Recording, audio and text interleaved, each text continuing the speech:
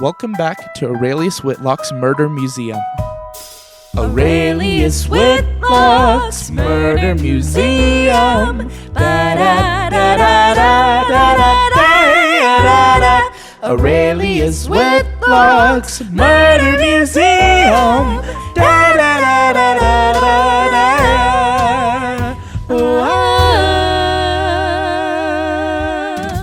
I'm Marcus Richardson. And I'm Nathan Hicken. And yes, for those of you who are wondering, those were the musical stylings of myself and my wife for that intro little ditty there. Love it. Someone asked, I thought I'd tell them. Yeah. Okay, we are in the Hardboiled Exhibit with Detective Nathan, a.k.a. Rick Pulpwood. Mm-hmm. Nathan, do you want to recap, set the scene? Yes, okay. So there I was, standing in an alley, watching a woman run away from me like I had the plague. The name's Rick Pulpwood, private eye, and one of the only true detectives in this underbelly called Detropolis. This case had started out with a newspaper clipping and a Rolls Royce with a dead body in the trunk. The stiff's name was Sam Marlowe, staying at the Melanzano Hotel in room 213. He was evidently in town as part of a wedding party for Nick Melanzano and Claire Loon. He was the best man, only thing is, he never made it to the wedding luncheon. Some stooge in a trench coat shot him twice before stuffing him in his own car and dropping him off at a scrap shop. After the best man stood the wedding up, it seems that it went all downhill from there. You see, Claire Loon is a dame living on the rougher side of town. Seems that she was a cabaret performer who had caught the eye of the son of the underground empire, Nick Melanzano. The wedding had all the stops pulled out. Champagne, music, fancy food. But then during the ceremony in the chapel, some schmuck up and accused Nick of cheating on Claire. She left him at the altar then and there. Now, Claire won't speak to Nick, and Nick is drinking his sorrows away at the Ibis Club, whose alleyway I was currently occupying. Now, Claire was never the biggest fan of Sam, the dead man. Called him a shifty mooch, but Nick said he was his best friend. But in my experience, the closer a person is to you, the easier it is for them to stab you in the back. But in this case, it sounds like someone got to Sam first. I leaned against the dull brick, wishing I'd brought my cigarettes, or at least some pistachios. This case would be tough. Firstly, because the Melanzano family was involved, only the most notorious mafia in town. People who go poking their noses in their business typically find themselves in search of a new sniffer, if not a whole new everything else. And then there's the incident of the woman running away from me, a Miss Vole, singer at the Ibis Club and associate of Claire's. For whatever reason, a woman named Bunny warned all the performers to keep quiet. Which makes me all the more curious. What do they know, and why is someone trying to prevent any questions being asked? Maybe it was the hangover talking, or the little nudge that this case was different. But I was going to get to the bottom of it, like a bottle during happy hour. I popped the collar on my coat and slipped out of the alley. I knew exactly where I was going to go. What are the odds I can get you to tell the rest of the mystery by yourself? Just make it up. Yeah. Yeah, just make it up. It's Calvin Ball, baby. I mean, I'm making it up. I love it. Okay, awesome. And just to sort of set the scene, you were just at his hotel room, so did you go back to the alley just to brood? I did. To go, yes, because I thought I'd gone to the hotel before the Ibis Club, but yes. It's a good brooding alleyway. It's got nice lampposts and everything. Yeah.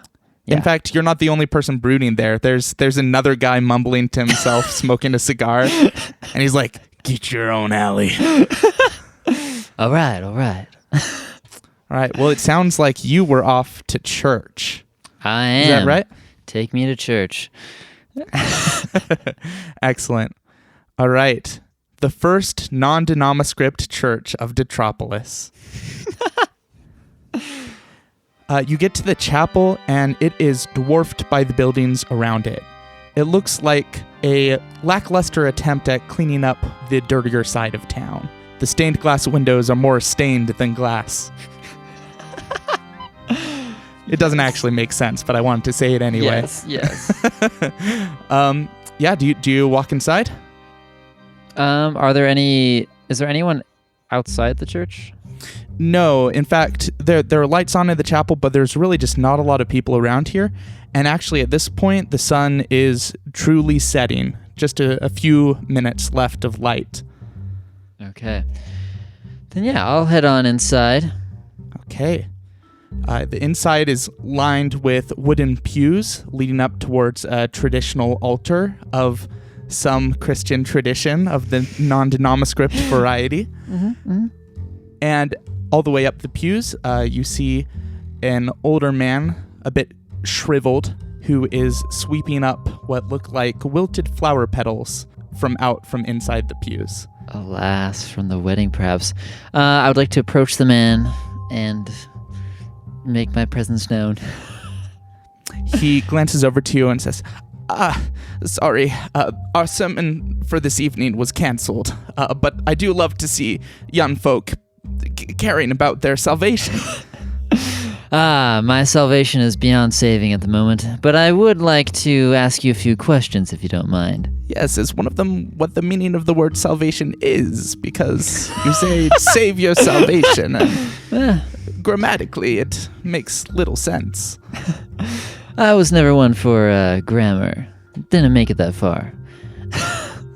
Obviously. Yes, but speak your piece. What questions do you have for me? Yes, I was wondering if you happened to be here during the Melanzano wedding. His yesterday? Yes, yesterday. His face visibly droops, loses a bit of color, and he says, yes, I was to officiate the wedding. I suppose I still did, but, well, what a fiasco. Would you mind going into a little more detail about said fiasco? Oh, well, I suppose. It was all well and good, and I said the line that is more tradition than necessity, speak now or forever hold your peace, which the implied meaning of the phrase is please forever hold your peace. But someone from the back shouted something I don't know if I should repeat, and the whole place erupted. And please do repeat it. These years I've heard of many raw things. So. Oh, but they shouldn't be from my lips. Oh. What about from your fingers? Could you write it down? I suppose I could tell you that the content was a bit of slang that means he's been unfaithful to you, and the strangest thing, the whole place erupted. It caused quite a stir. A real shame to watch a marriage crumble at the altar of all places. Do you know who shouted this slander? No. It was a feminine voice, and whoever it was, I think I saw someone dash back out of the church after it was said. Did you see any indication of what they were wearing? Perhaps a long coat of some sort. But, well, the strangest thing was some of the Melanzano brothers. I'm not sure if you've acquainted yourself with men of their ilk, but, well, one of them came up to the altar and started shouting at Nick, and Claire ran to the back room, and then the second, another brother stood up, and, well, there was an altercation. Who altercated with who? Well, it's not my job to judge. Well, it sort of is, but God knows the heart. Yes. Nick and his brother Devin and his other brother Asher, they just started shouting, and blows were exchanged. Nick, Devin, and Asher. But there's one thing. It's so odd. There's one thing. What's the odd thing? I shouldn't say. Oh, but you really should. Are you? I roll for charisma.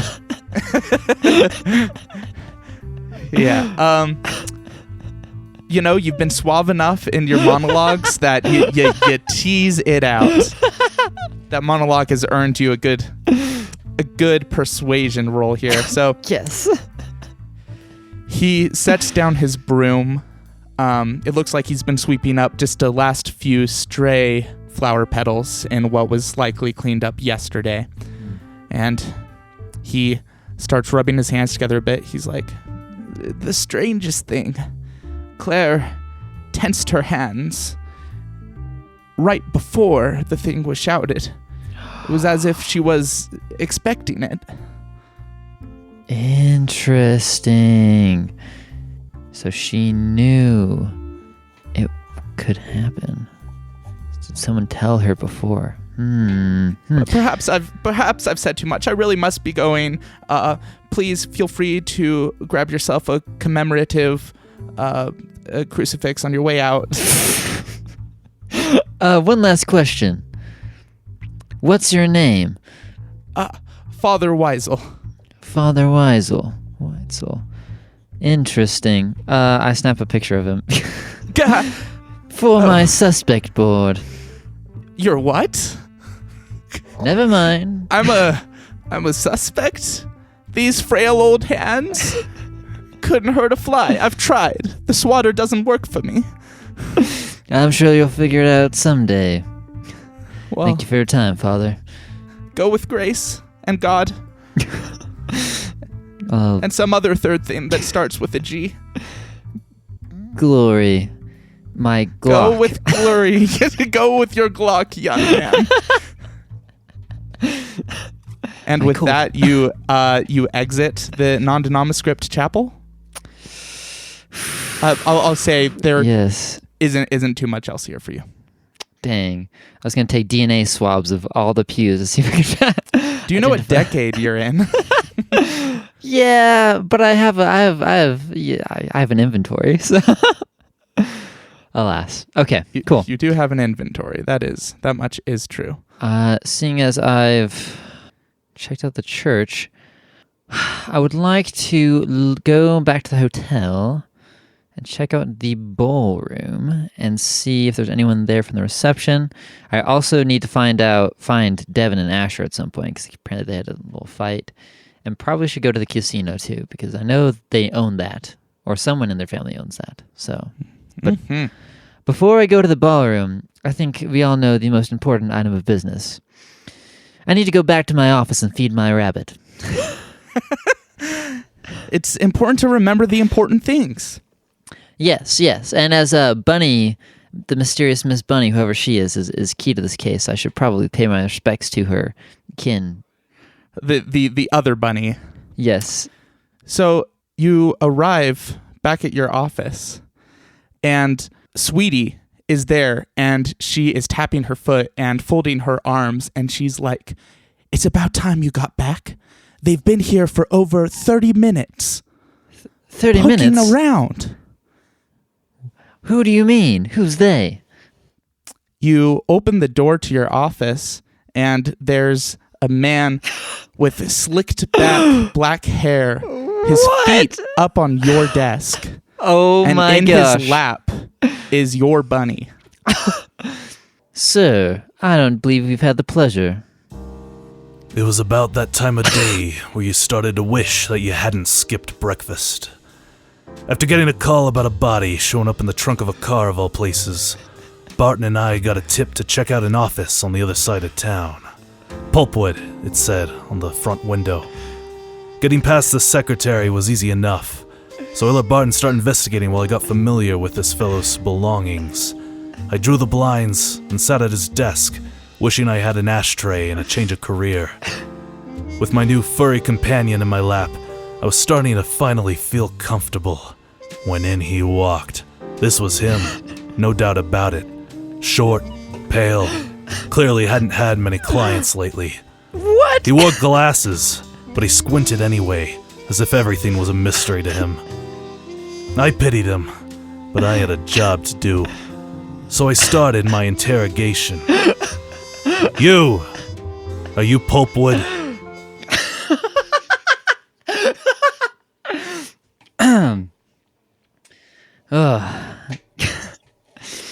I controlled myself and looked the stranger in the eye. Depends on who's asking. What were you doing at 11:30 a.m. on Tuesday, the 22nd of February? Tuesday, 11:30 p.m. A.m. Getting mighty familiar with a Russian friend. Might have heard of him. Name's Vodka. Very funny. Hey, Barton, we got a clown over here. Yeah, Isn't yes, that sir. funny? It's hilarious, sir. It is September. You know that, right? Doesn't matter. That was just an icebreaker. And you're on thin ice, my friend. We got a tip about this place. I saw the body. Why'd you do it? You caught me. I just couldn't resist. I've always had an affinity for shoving bodies in dead trunks. Or dead bodies in trunks. Obviously I didn't do it. What are you talking So about? it was you. Write that down, Barton. That's a confession. Yes, sir. Got it, sir. Barton, don't lift a finger. Put that pen back down. That's my favorite one. Yes, sir. Sorry, sir. Now, who are you two jokers? Ignore him. Write it down anyway. Yes, sir. Sorry, sir. Without the cheese. No, with the cheese. Oh, you'll get real familiar with my name. Yes, enlighten me. The name is Hardscrabble. Mac Hardscrabble. Hard Scrabble. 2 B's, 2 or 1 B. That's 2 B's. As in, to be or not to be. My favorite line. You do seem like a Hamlet sort of fellow.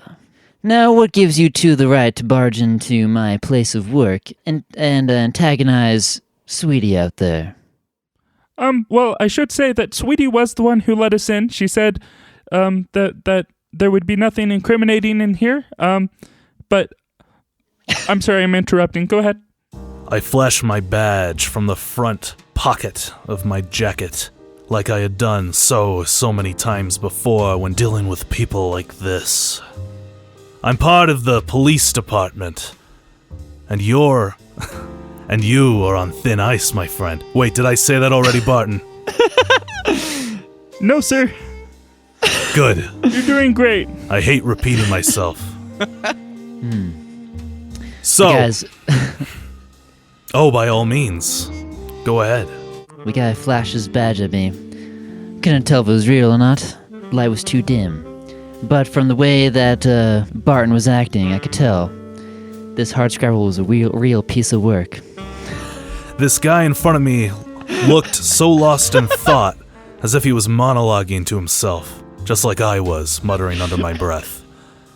He seemed a few fries short of a lunch special at Dallin's Deli, the thought of which made me hungry. Barton, my sandwich. Yes, sir. Egg salad sandwich, your favorite. Yeah, that is my favorite. I took a nice, long, slow bite and continued to stare down at this fellow in front of me. I zoned out. Clearly the man was in his own thoughts, enjoying his lunch. I wish I had my rabbit back. Clearly she was hungry. You know, this really does remind me of the comic bit I saw of 2 Liam Neesons kidnap each other's daughters. The same energy coming from 2 directions. Yes. All right, Copper. What can I do you for? You think I murdered Sam Marlowe? Oh, I know you murdered Sam Marlowe, and I can prove it. And why? How do you spell Marlowe? That's the first I've heard that name. I'm pretty sure there's an E at the end, but I'm just guessing here. Yes, sir. Thank you, sir. Sounds about right. We hadn't exactly ID'd the body yet, but we knew about the man who brought that car after Frank called us. They said he had a fedora and a trench coat. And what do I have in front of me? Fedora. Trench coat. We have Well, our I hate man. to break it to you, but I happen to not be the only one in this town owning a fedora and trench coat. I certainly hope so, I say to myself. Then may I point out Exhibit B? Who was the one who reported the body? Go on, who? I believe that was me, I think. And what does a suspect do? Return to the scene of the crime. This is textbook. Textbook, you hear me, Barton? Textbook Well, case. it seems that you've forgotten to get the updated version of the textbook, because there's a new chapter on what an innocent bystander does when finding a body. And what would that be? Call it in to the police so they can take it to the morgue. I ain't got time for that sort of thing. You're not very bright, are you? Most people will turn and walk away whenever there's trouble. This guy didn't seem to have much sense. I didn't like PIs like him. Especially PIs without a client. They were basically like a dog without a leash. I decided to bust out my trusty revolver from my jacket pocket. I showed it to him, hopefully not too threatening, but threatening enough to give him the jeepers. Hey, You see this here? I see it. I've popped a lot of suspects full of lead in my day, and not one of them was innocent. Interesting. Well, I hate to break your streak here. But anyway, don't point that thing vaguely at me. I got a little friend of my own here. I patted my side, hoping he would get the message. I straightened up a little bit. Turns out he was packing heat as well. Barton, you're armed, right? No, sir. They said that I shouldn't be trusted with firearms. Probably for your own good, kid. Dang, you're right. Forgot about that. I put my gun away. There was no need for escalation this time. All I needed was a confession. So I kept talking to him, tried to get him to fess up something. Listen, friend. I need you to fess up now, because I'm getting tired, and I want to go home. Just tell me why you did it, and we can be on our way. Ooh. Interesting how you're skipping straight to the why when you don't even know the who. You didn't even know who this man was, let alone... No, please enlighten me. Oh. Yes, let me just show you your job for you. Okay. The man's name was Sam Marlowe. Age, currently unknown. Young-ish. Friend of Nick Melanzano, if you've heard of that family, I assume. Seeing as he lines your pockets. But... What? I don't know what you're talking about. I don't know what you're talking about as either. I didn't say anything. But this man was supposed to be Nick Melanzano's best man at his wedding, but seems that he didn't have a chance to show up. The wedding? Write that down, Barton. Do you spell wedding with 1 or 2 D's? 2 D's, Barton. 2 D's. Just like hard Scrabble. Wait, no, that's Like B. 2D or not 2D or not 2D? Yes, precisely. Well, I knew about the wedding. Heard there was a little bit of a tussle there recently. Really? But I try not to stick my nose in other people's business. Unless, of course, a body turns up in the back of a car. Now, we can do this the easy way or the hard way. You don't seem too keen on confessing. So all we have to do is go gather some more evidence, issue a warrant for your arrest, and then it'll be curtains. But we can do this the easy way, if you're willing. As PI, I've never been fond of the easy way. But tell you what. I scratch your back, you scratch mine. You tell me what you know about Melanzano, his family, this wedding fiasco. I'll tell you all I know about the body. He wanted to know about the Melanzanos. I pulled out a very chunky cigar. Barton, bring me a light. Yes, sir. Ah, that's good. Well, I know a few things about the Melanzanos, but I'm not at liberty to discuss them. And neither is my compatriot here, Barton. Don't tell him anything about the Melanzanos, alright? Yes, sir. We will not mention that Luca Melanzano, the owner and proprietor of the Melanzano Casino, and his 3 sons have recently experienced the death of their mother, not 1, maybe 2 years ago. We will not Oh no, I'm doing it, aren't I? You are, Barton, you are. Keep your trap shut. Yes, sir. Sorry, sir. Seems like this Barton fellow wasn't too bright. Few watts short of an LED. Whatever that is. Well, seeing as you did not tell me about Luca nor his mother, nor his wife, whoops, then I will not tell you about the fact that Sam Marlowe was staying in room 213 at the Melanzano Hotel, nor that he appears to have had a guest somewhat recently. I have not had any luck in tracking down who this guest was, but I'm sure the police will have a fine handle on it. Do you write that down, Barton? 213. 213? Room 213. 2, is that with 1 1 or 2 1s? That's 213, Barton. 213. Yeah. Write it down. Yes, sir. Forget Yes, it. sir. I'll remember. With that, Barton starts scurrying towards the door, excited on this new lead. Hold on just a second. I would like to pull out my camera and quickly take a picture of the running Barton. Don't shoot! You're a natural. Too late. The investigation was going nowhere, so we decided to follow this new lead and make ourselves scarce.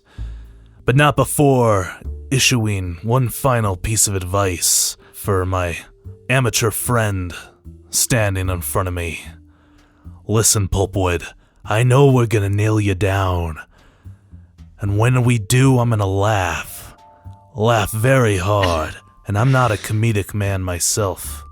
But you seem like the type who can't recognize the difference between a broad and a stop sign wearing a wig.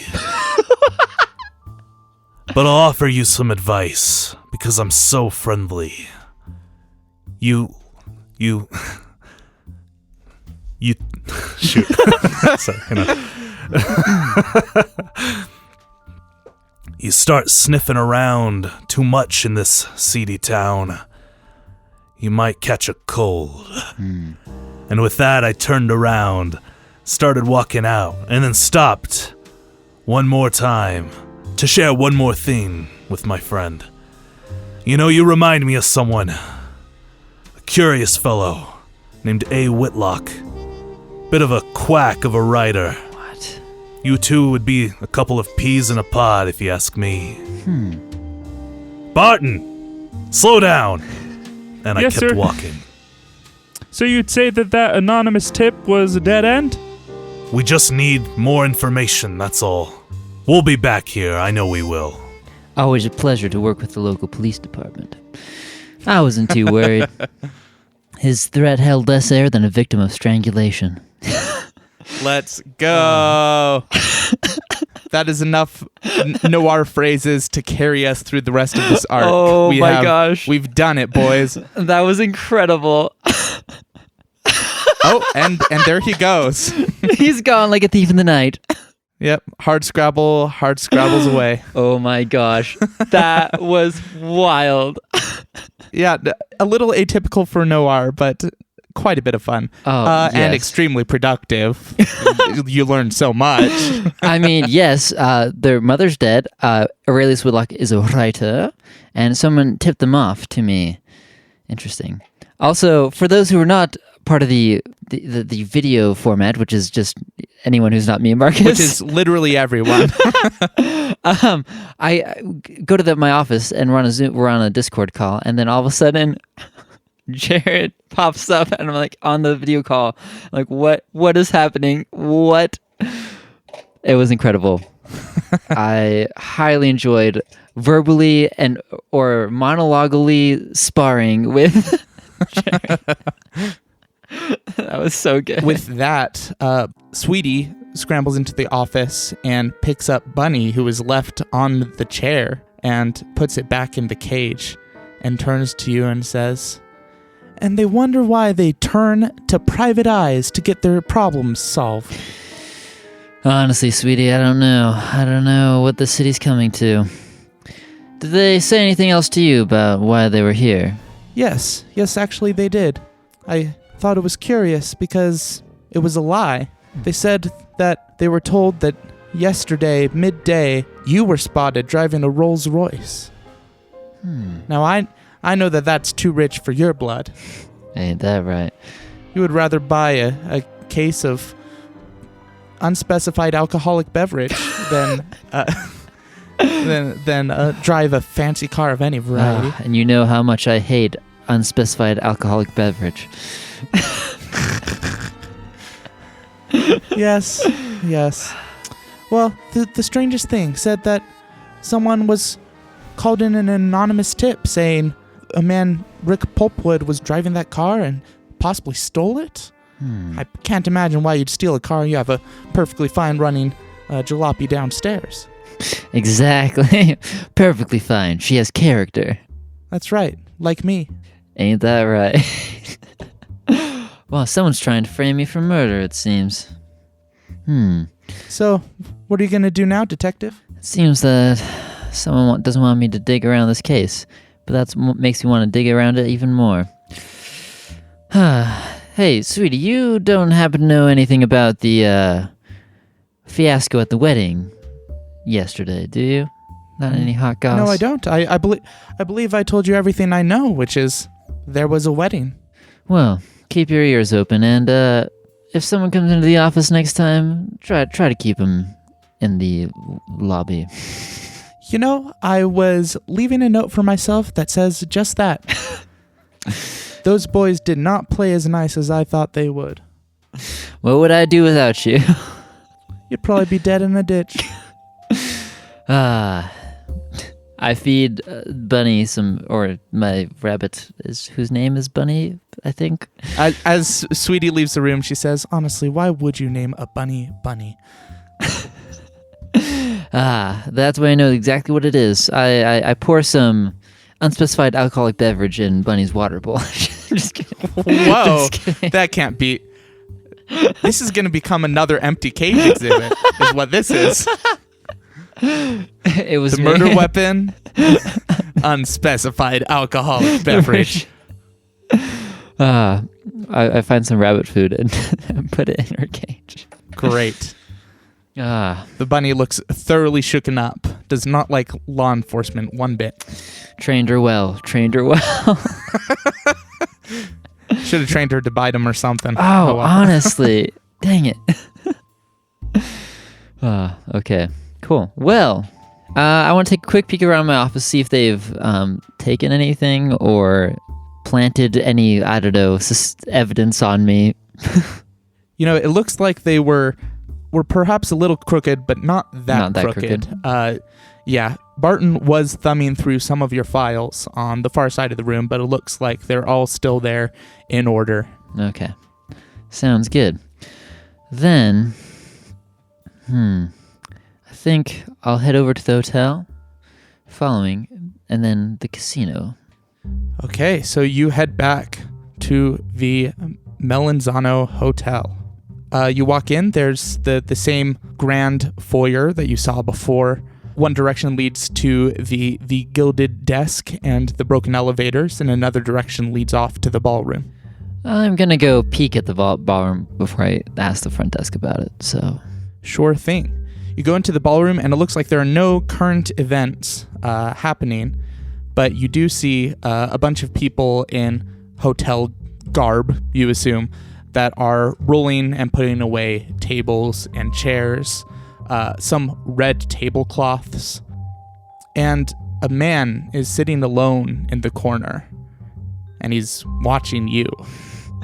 I waltz up to him and say, seems like quite the shindig happened here. That's one thing you could call it. This man is in a white shirt. It's unbuttoned halfway. His sleeves are rolled up past the elbows. He has a neatly trimmed short beard and some thick black hair. What else could you call it? Could call it the worst night of my brother's life. We've got a Melanzano brother, boys. The name's Rick. I don't believe I've had the pleasure. Likewise. I'm Asher. Asher. Worst night of your brother's life. That takes some doing. What happened? Well, the klutz really screwed the pooch on this one. That's what I'll say. But, you know, I do have to ask. You have a vested interest in my brother? I'm here to make sure the Melanzano interests are being taken care of. Oh, yes. I'm actually investigating your brother's best man. He passed away. I was asked to take a peek and to see what happened, and it seems like the wedding was quite the event. He jumps out of his chair, knocking it over, causing a loud clatter in this nearly empty room. You said Sam was hit off? That's right, stuffed in a trunk like a baster in a turkey. I knew there was gonna be something happening, something gone wrong. And what gave you such an impression? Nick got a note from the Romana family saying Claire was in for a world of hurt. Such a bold threat, totally unlike him, but no one took it seriously, but I did. I knew that they were out for us.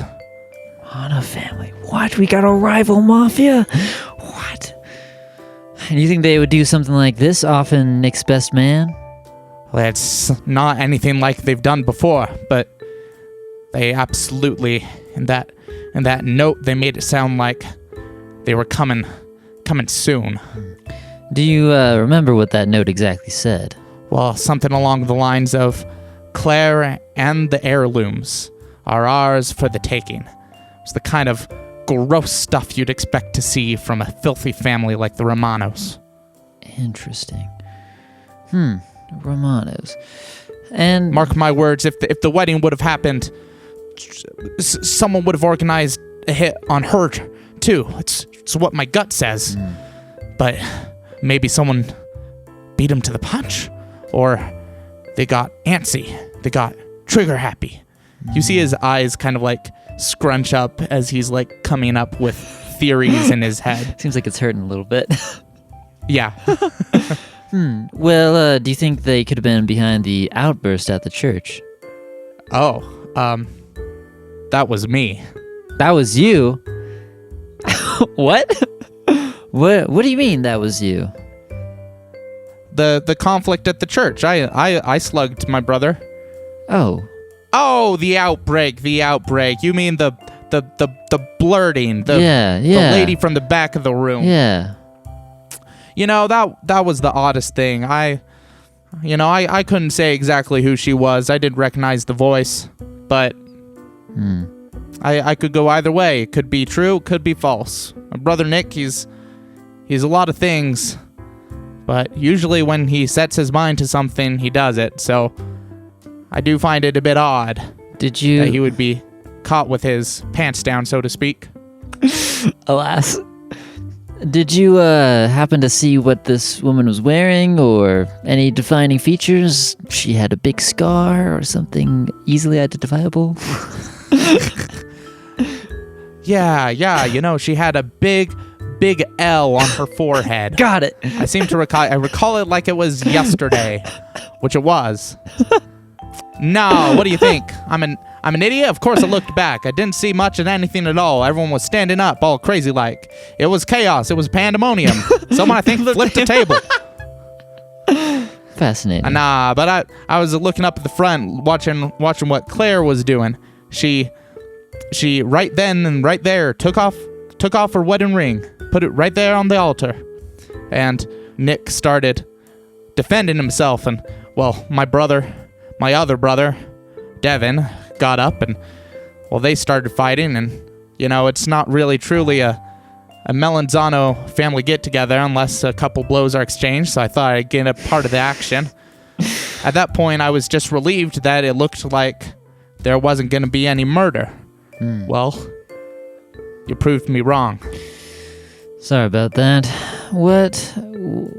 This feud with the Romanos, how long has this been going on? It's an old conflict, a cold war. The Romanos, they have their fingers, their dirty fingers in every beef pie in the entire city. They're put in their thumb and pluck out a plum. No, that's not good. That's stupid.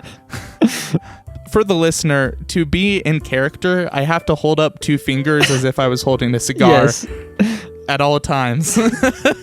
Even though I didn't say he was smoking, in my heart he is. But no, he explains, he says, the Romano, the feud's been going on for as long as I've been alive. And it's beginning worse, it seems? You know, there hasn't been much word from them. From the family.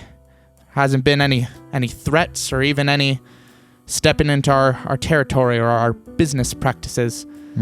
But there was the note. Just the note. That darn note. Do you have the note? Could I take a look at it? I don't. I don't have the note. Alas. Now, I have two more questions for you, sir. One, regarding the note. Claire and the heirlooms are ours. What exactly would the heirlooms be? He rolls up his sleeves further past the elbow to almost the shoulder, as almost a nervous habit. Shows off some really excellently toned biceps and triceps. And he says, "Oh, the heirlooms. Everyone knows about the heirlooms. The jadeite necklace. Each one of those beads could buy a baseball team. It belonged to my mother. Rest her soul." Oh, these were the ones that were rumored to be stolen, yes? Those were a myth. Probably like this note I'm telling you about from the Romana family. I bet they were the ones who planted evidence getting us all scared. And Maybe. You're certain that the jadeite necklace is still safe? Oh, I'm confident. Well, you should ask my brother Nick, because they were his for the taking. Okay. You want to know why? Why? Well, he had rights because he found the next matriarch for the family. Well, So whoever got that apparently has gone up in flames. Whoever got married first essentially got the necklace. Is that what I'm hearing? Yeah, just another reason that us brothers love to hate each other. Interesting. But now that Nick's marriage is up in smoke, you all have another shot. You know, maybe I need to talk to Pops about this. See if maybe I can get them without the lady that it costs. Interesting. And one last thing. What did you make of Sam Marlowe, Nick's best man? Honestly, in some ways, it doesn't surprise me that he was found dead.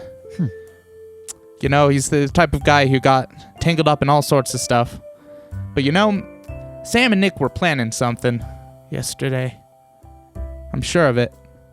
They're spending a lot of time together in the morning and the day before.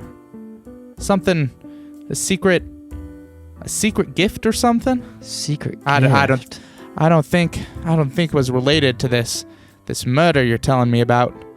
Something to do with roses, I think. Roses. Interesting.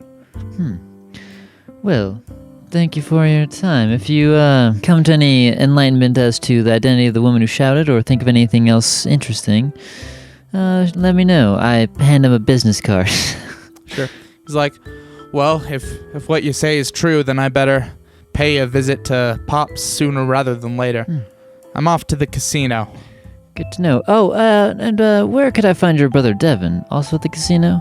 Yep. Does a fish swim in a pond? Does a bear poop in the woods? I've never met a bear, but I would assume yes. You'll find Devin. He'll be at the craps table. Ooh, okay. Sounds good. With that, he stands up. It looks like there isn't very much to supervise at this point in the room, as all of the tables and chairs are stacked up against the wall. And in fact, some overeager employee flips the lights off. Oh. And scene. Wow. Okay, so we've got a couple different things here. We've got two motives now, which is great, for disrupting the wedding / killing Sam. So, theory number one. This is an aside. I'll open Pocket Watson so he can listen to my aside. Yes, aside. Aside / monologue. But excellent. So I'm thinking we got the Romano family. That's an interesting angle. We've got them wanting not only Claire but the heirloom, which is the jadeite necklace owned by the late mother. Now, if they could cause a disruption at the wedding, if they could kill Claire or someone, they could perhaps steal the jewels, which is kind of like it seems like they wanted to cause a disruption, and killing the best man and ending the wedding seems to be quite a disruption. So I mean, that could just get them, they could feel good about that, I guess. But other theory, one of the brothers wanted the jadeite necklace. Seems like Nick hasn't really thought about that, but Devin, who I've not met, could have. So the person who brings the next matriarch in gets the necklace. Devin has not had luck with the ladies, but if he can disrupt the wedding and make it stop, then he could swoop in, or at least give himself a little more time and eventually take the necklace. So what he could have done, Interesting. So, two things could have happened if that's true, and this is just me straight spitballing here, Watson. So Yes, of course. he could have gone about the plan himself, found someone to accuse Nick of gallivanting with someone, and then gotten them to disrupt the wedding that way. And if that is the case, then perhaps Sam, the best man, found out about this and confronted the brother, and the brother killed him in the confrontation.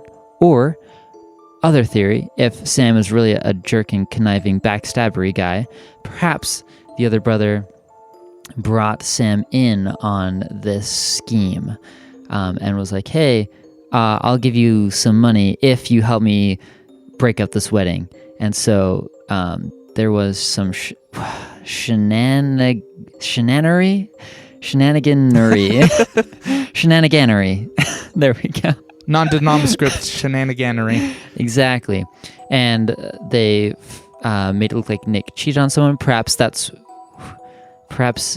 there was some Much Ado About Nothing where Sam dresses up as Nick and pretends to has someone over, and then someone else sees them, etc.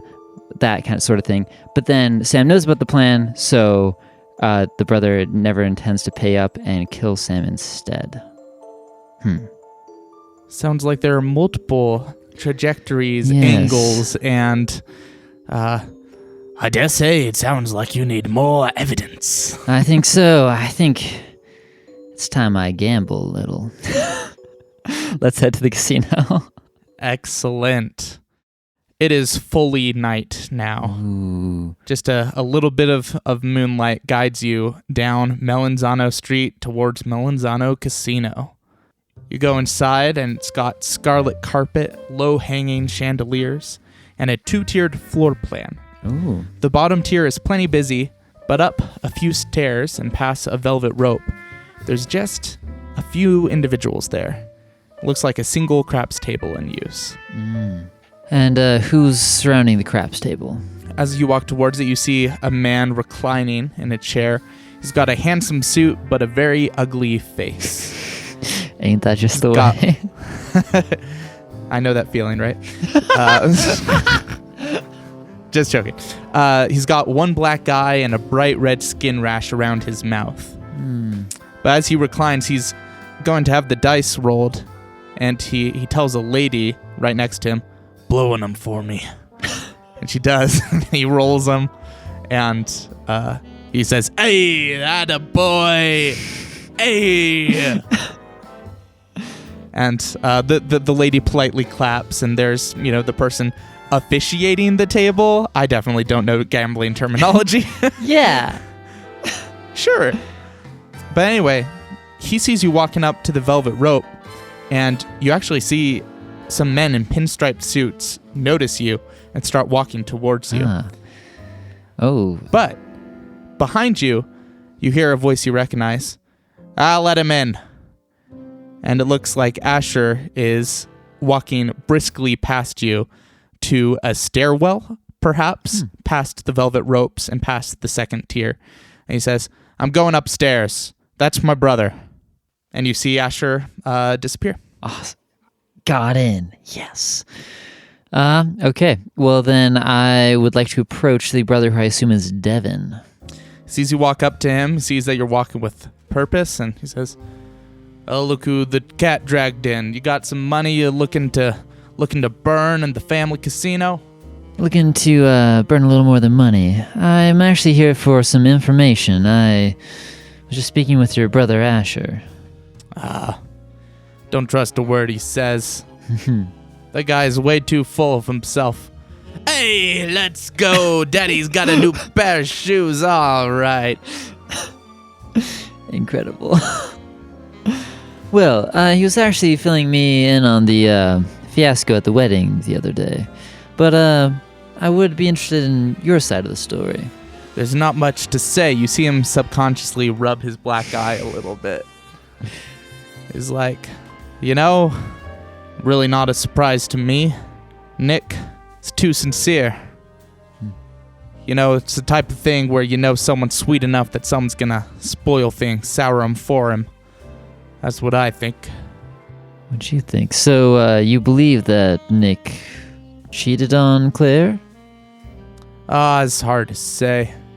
I had a weird feeling about the whole thing.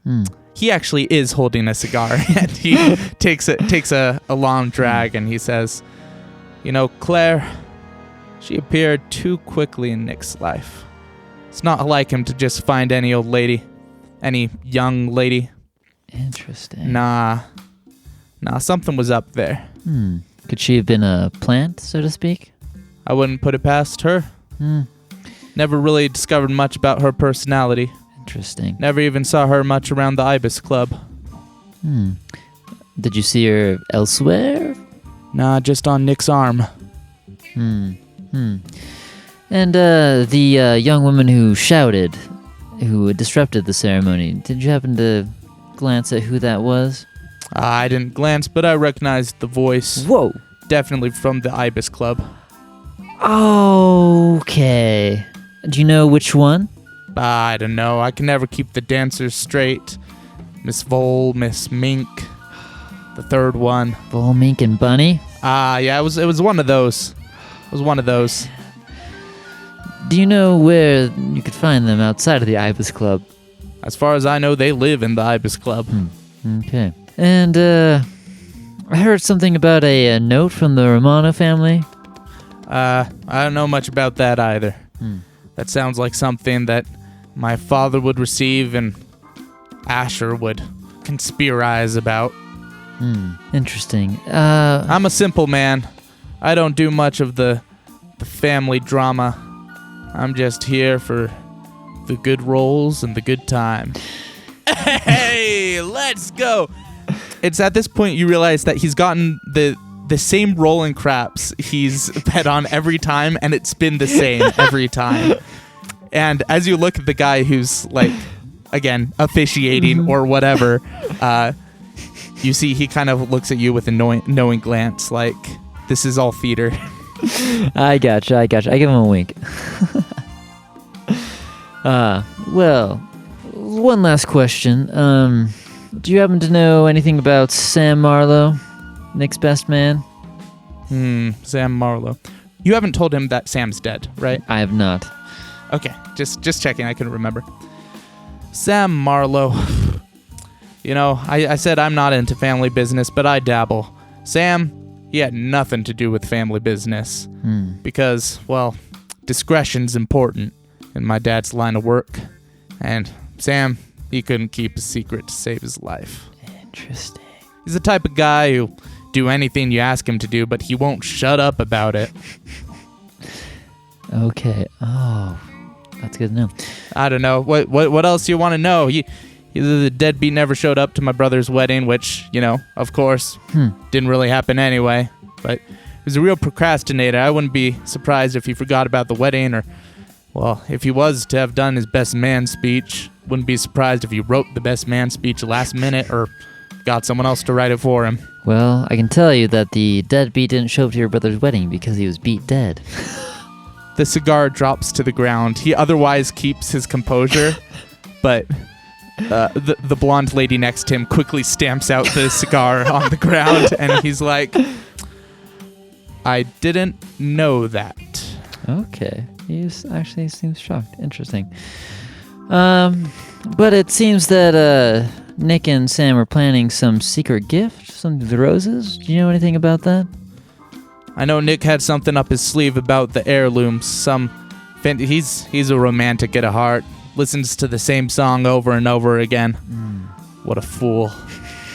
Nah, the way you keep a lady is you gotta go fast and loose. You gotta just go where the flow takes you. I raise my eyebrow and glance at the woman next to him and be like, you look up and it's a different woman than there was a second ago. No. This is the same one for now, but let's see. What was the question?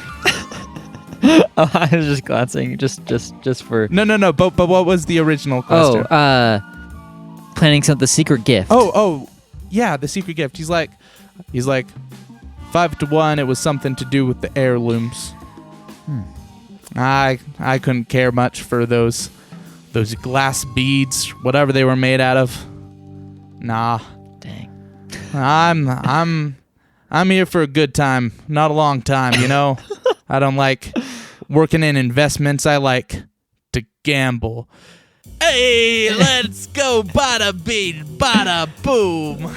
Congratulations. Oh my gosh. Well, don't want to trouble you any longer, but is your father perhaps around that I could speak to him about Sam, or is he not the kind of person you speak to? At this point, you actually hear some like escalating voices upstairs. Ooh. Devin glances over to the stairwell. He's like, well, that'd be him. If Sam's really dead, then go on upstairs. My dad should know. Okay. I will go upstairs and leave Devin to his gambling. You hear over your shoulder. And you walk past 2 men definitely packing under their pinstripe stoops. Under their pinstriped suits, down a long hallway and to a door. You're let into this office by yet another person in one of those suits, and this office puts your own office to shame. The desk is the size and shape of a casket. Oh my gosh. Clear except for a tray of deviled eggs off to the side. What? Behind the desk sits another shriveled old man like the priest, but this one seems a lot less holy. Drooping mustaches and drooping jowls seem to compete to escape the man's face first. Nice. And on the other side of the desk, you see, what's his name? You see Asher, who, once you open the door, he plows through you, pushing out from the room, mumbling to himself, and he slams the door behind him. Did I hear any of the argument or just muffled shouting? You heard something along the lines of Asher saying, "It's not a hoax," and okay. Sam's dead, and it's connected.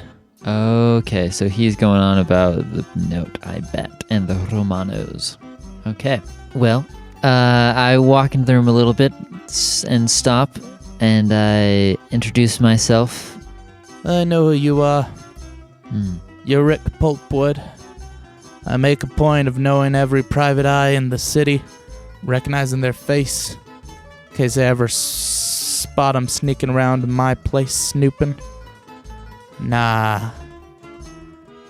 Rick, you're not here to tear me down. You got news for me. I do. I'm not snooping this time. I got news on a friend of your son's, Sam Marlowe. Seems he was found in a trunk of a Rolls Royce, shot up real bad. That's what my son tells me. And here I was, most thing I was worried about just now was that my loser of a son had to go and ruin a good thing. I don't know where he is now, but when I see him, I'll cloud his ears till he can't hear me say, "You're a disappointment to me" anymore. Oh, gosh. Ain't that right? Like sons, I know, right? Man, it's so difficult. I have a rabbit at home, and it's kids these days. I don't have really very much to tell you at all. I had a fluke of a wedding, a man found dead. I can promise you this, though. And he grabs a deviled egg and he starts eating it. He's like, "It wasn't me or any of my men." Such a power move. Could you tell me anything about the woman who made the disturbance? I couldn't tell you anything about it. Nope. Like I said, my loser of a son. Whatever he did, it ruined a good thing. We need a new matriarch. And you see him kind of kiss his hand and touch the wall behind him where you see a larger-than-life portrait of a woman. And she has a green necklace and a sneering expression. Incredible. Those are the jadeite heirloom necklace I assume that the paper's been yapping about.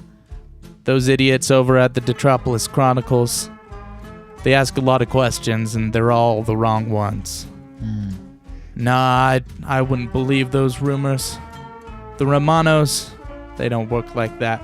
He scarfs up another deviled egg, and he says, my other idiot son, Asher's been obsessed about that so-called warning from the Romanos.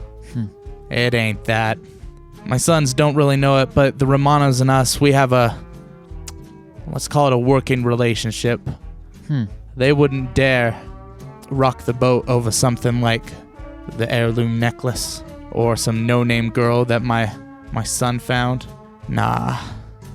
Do you happen to have this note? He shrugs and says, no, we would have disposed of it pretty soon after we got it. I knew it was nothing to take seriously. Some sort of hoax. That's what I say. Something meant to make us scared. Maybe to keep Nick from going through with the wedding. Maybe to, I don't know, cover up a different crime. Maybe it has something to do with Sam. Sam. I couldn't say. On Sam's note, do you know anything else about Sam, his relationship with your son? Anything about a secret gift? He takes another deviled egg. That's the only action I have to break up his dialogue is him eating deviled eggs. He looks at the deviled egg and he visibly shudders. And he looks at you and he says, I had to recoup my costs somehow. These are from the wedding. Oh, gosh. He's having to eat all the deviled eggs. He scarfs another one down and says, I didn't make a killing by being anything but frugal. Wise words. That's great. Taking notes. Yeah, good. On Sam, he shrugs and he says, I know that they were up to something at the hotel. That's about all I could say. But apparently my son should have been spending more of his time figuring out who it was and wasn't invited to his wedding, because whoever was in the back of that chapel, gosh, I would kill them. Well, thank you for your time, sir. I'll try to clear up this unfortunate incident as soon as possible. I better not ever find you on the opposite side from the Melanzana family. We own this town, you know that. He offers you a deviled egg. He's like, that's no reason we can't be friendly. I accept. I reluctantly... He picks up another and he like cheers it with you. He's like, to lose his sons and empty threats. He scarfs it down. You hear a little from his stomach. He's not happy. Well, it's not hard-boiled, but I guess the devil's in the details or something like that. He says, if you see my son, tell him he's a disappointment to me. I will pass on the message. All right. I'm going to exit now. I can't think of anything else to say to Luca. And he lets you leave. I got out of there with all my limbs attached. Yes. Yes. No guns pulled on anyone. Oh my really, gosh. honestly. Pretty impressive. At some point, I'll have to tell you what happened in that office during the play test, because things can get rowdy. Oh, you had some goodness. things going in your favor, though. As you walk downstairs, you do see Devin sitting in the same spot with his black eye and skin rash, and he gestures over to a woman with red hair and says, blowing them for me. Oh my gosh. Whatever he's doing, he cannot keep a girl for longer than a couple minutes, it looks like. Probably something to do with them being people with their own self-will and desires and not just things to hold on your arm. Yeah, probably something to do with that. Who knows? Oh my goodness. I'm going to leave. Let me know if you need ideas of where to go, because there's definitely a lot of information. Yeah. You just talked to 3 people who had a lot of stuff to say. So I'm having, here's a little step aside as I walk outside and lean against the establishment. Three leads that I want to go check up on. So one, I'm thinking I should probably go back to the hotel room. I feel like I might have missed something there. Now I know to look specifically for roses and see if there's anything hidden somewhere. Because I can't remember how thoroughly I checked that. I know there was shampoo in the bathroom, and I checked that very thoroughly. And there, I found the schedule. I found a pearl stud, the red scarf, which is interesting. I also want to go back to the Ibis Club and see if I can figure out whose voice, who shouted, Vol, Mink, or Bunny. I've only met Vol, as far as I know. But maybe Claire has one of the pseudonyms. Oh, man. So... I will just give you a little hint on that front, which is one of the brothers, I can't remember which one, was talking about, yeah, I think it was Devin. He recognized all of the dancers and did not equate Claire with them. Okay, so Claire's not one of them. Got it. And then I'm also curious if I should check up on the Metropolis Chronicle and ask who gave them the tip about the theft, see if they know. An interesting idea. Yeah, they're probably closed right now, but... You don't know that. I break into their offices. I'm a private eye. I can do what I want. I'll head over, see if their place of business is open, or if not, I'm sure I could find a skeleton key I like to call a rock. Atta boy. The Metropolis Chronicle. That's where you're going? Yeah. You show up there. There is just a little bit of light shining through the windows of the bottom floor of one of the larger buildings in Metropolis. Okay. The door is unlocked. I knock it, but I let myself in.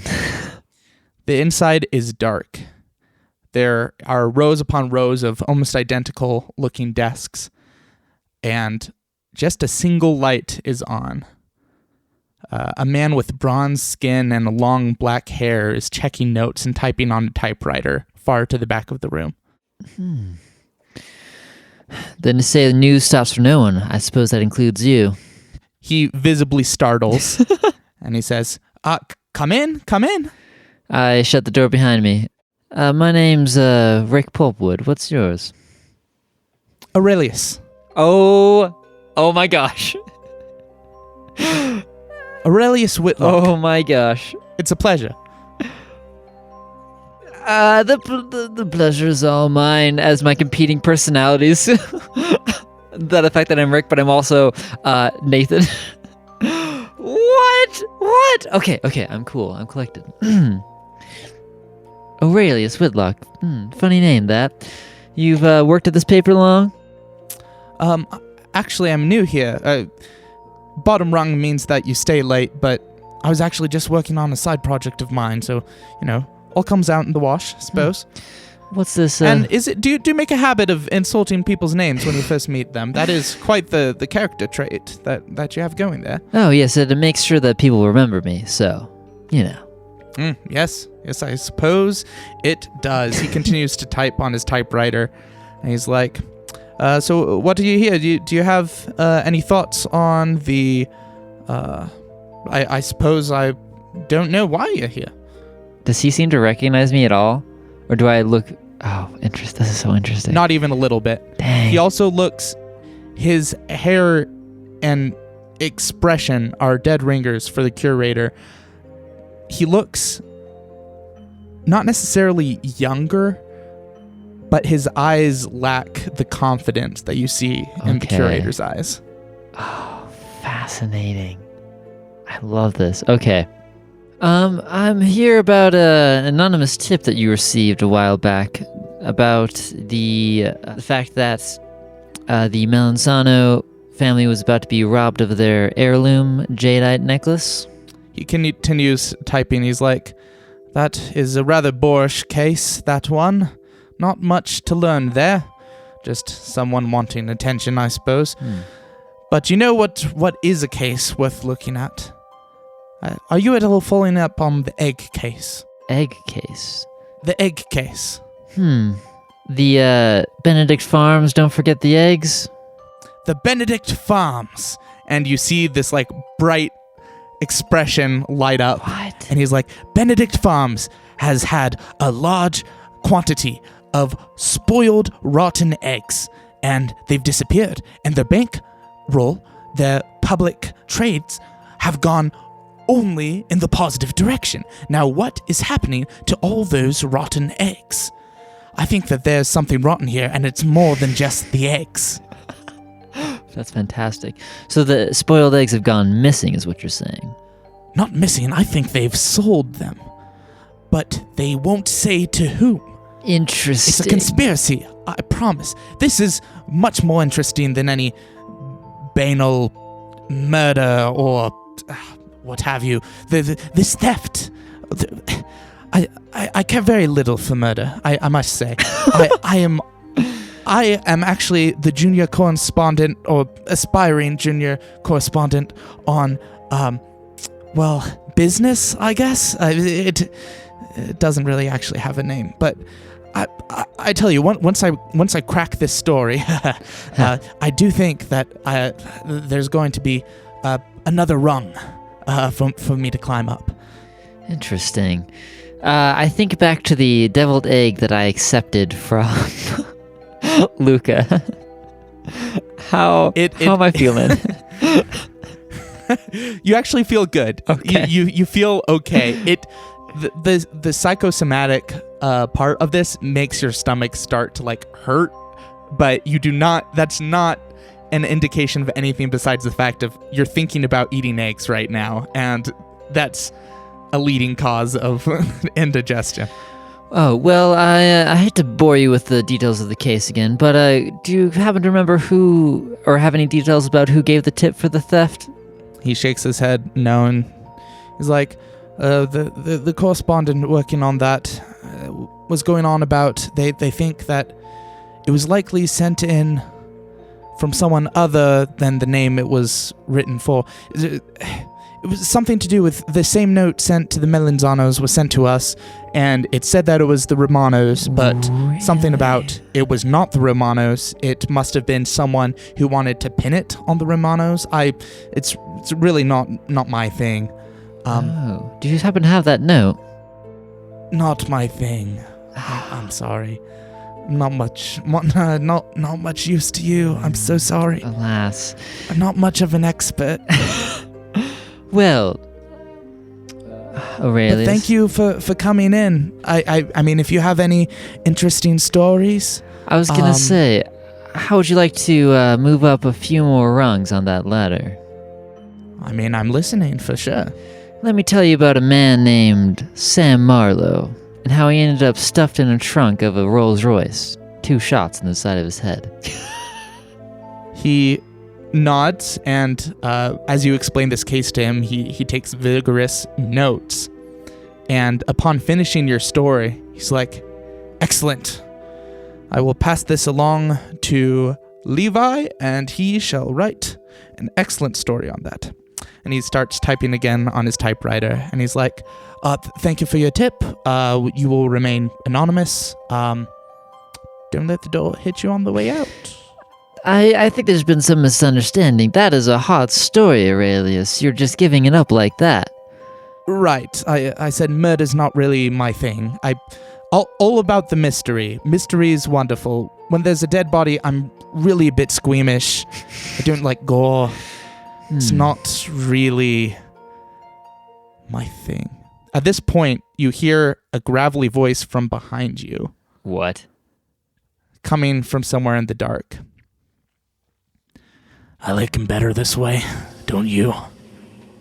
What? I whip around. Aurelius continues typing. He didn't seem to hear anything. Okay. The voice from the shadows. "Sometimes I drop by to remember what he used to be like before he got a stick up his own, well, you know." This was him. This is him? How? "What, did you think that these were made-up simulations? They gotta be based on something." And who are you? I don't believe I've had the pleasure. "I am what he is, a working man. But I think I'll be putting in my notice soon. What's that new movement called? Quiet quitting? I think I'll do that."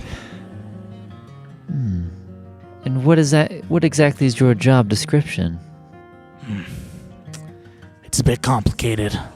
Try me. Some details. Well, I have a question for you first. Answer me this. Why are you obsessed with murders?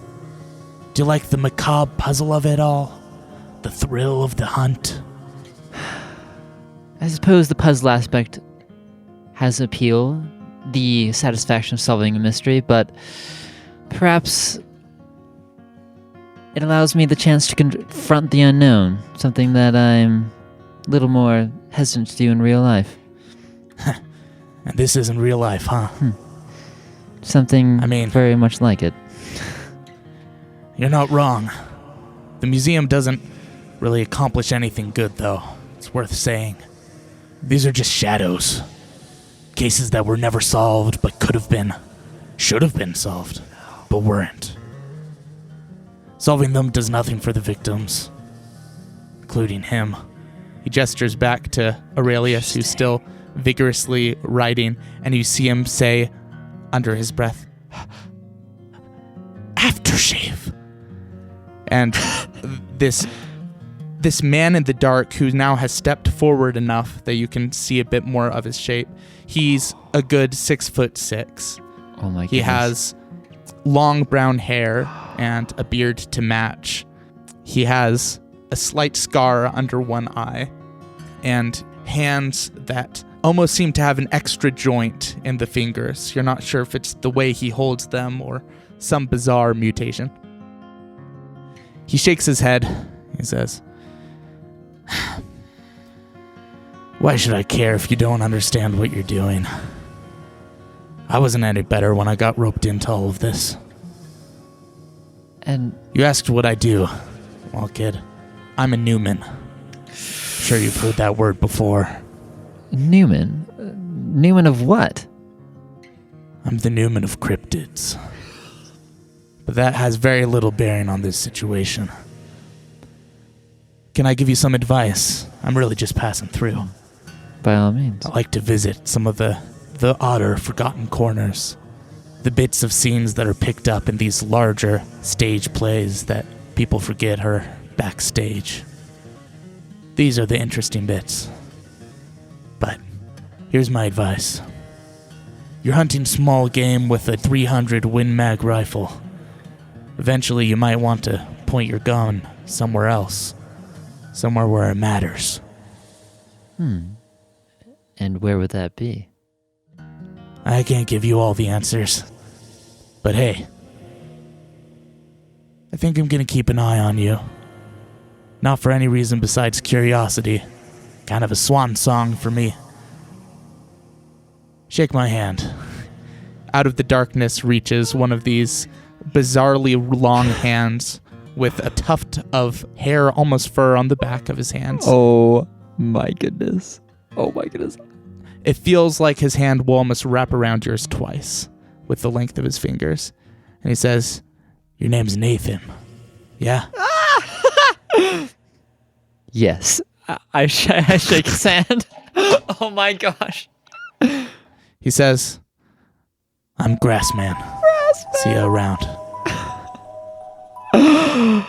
What?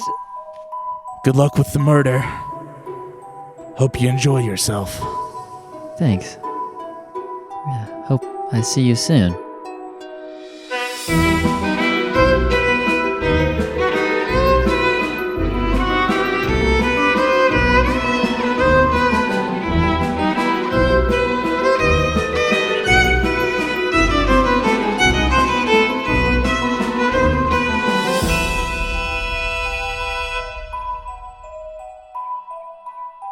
A message from Grassman. So you want a hint? I think you're doing just fine. Just remember, you're hunting small game. What? I'm supposed to rhyme or something? That's the stupidest thing I've ever heard.